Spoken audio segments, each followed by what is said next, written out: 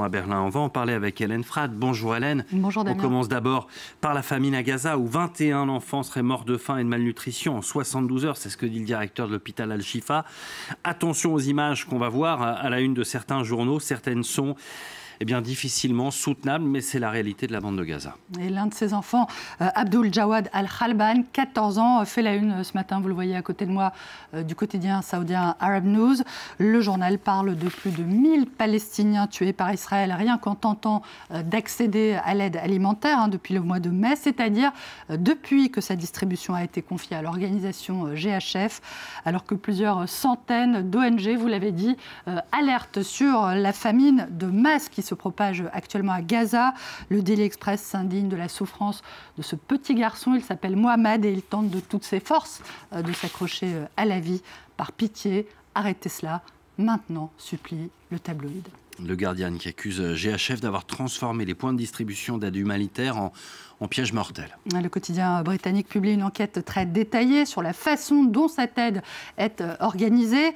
Le quotidien rappelle que les 4 sites de GHF que vous voyez ici se trouvent en zone évacuée par les civils palestiniens. Ils ont remplacé les 400 points de distribution d'aide alimentaire, jusque-là gérés par l'ONU et fermés par Israël, au motif que le Hamas aurait détourné cette aide humanitaire.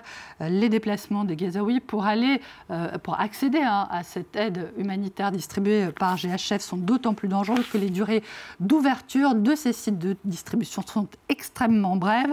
The Guardian fait état de durée d'ouverture de 8 à 11 minutes seulement pour l'un de ces centres, notamment parfois même annoncé fermé avant l'heure d'ouverture annoncée, ce qui a conduit d'ailleurs plusieurs ONG à accuser ce système d'être délibérément conçu pour être dangereux, comme un piège, donc en réalité menacés eux aussi de famine. Les journalistes encore présents à Gaza appellent à l'aide, eux aussi. Un reporter à la une de l'Humanité brandit cette pancarte. Un journaliste affamé écrit un reportage sur les affamés. Le ministre des Affaires étrangères français demande l'ouverture de Gaza à la presse internationale qui n'a pas accès à l'enclave palestinienne qui lui a été fermée par Israël depuis maintenant près de 2 ans.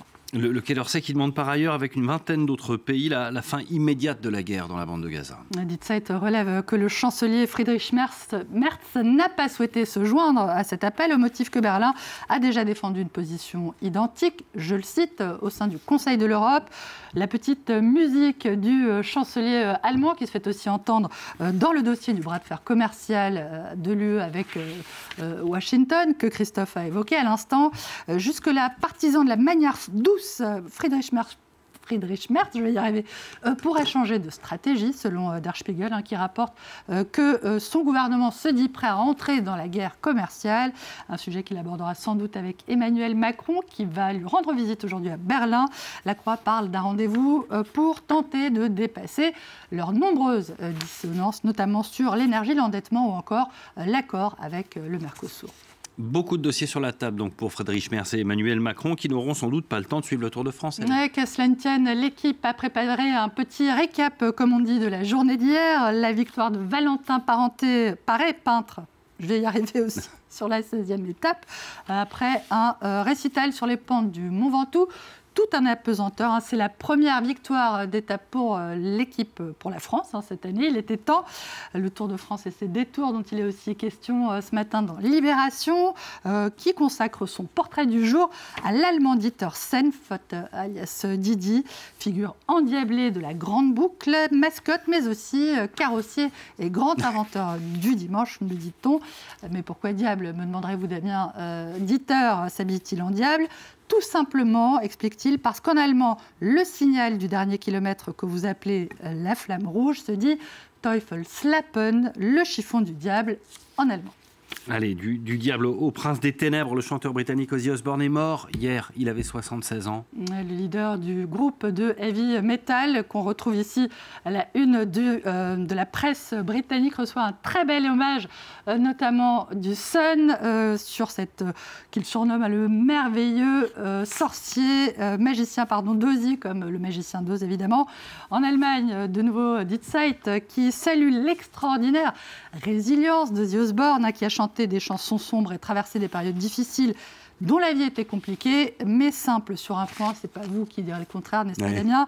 Sans lui, le métal n'existerait pas. Métal ardent, écrit joliment Libération, au sujet de ce chanteur déglingué qui a dynamité le rock dans les années 70, avant de finir star de la télé-réalité, Ozzy Osbourne, que le New York Times surnomme l'adorable prince des ténèbres.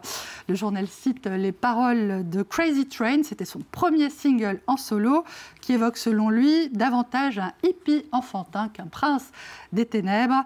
Peut-être n'est-il pas trop tard pour apprendre à aimer et oublier de haïr. Mais oui, c'était un grand enfant, même à 60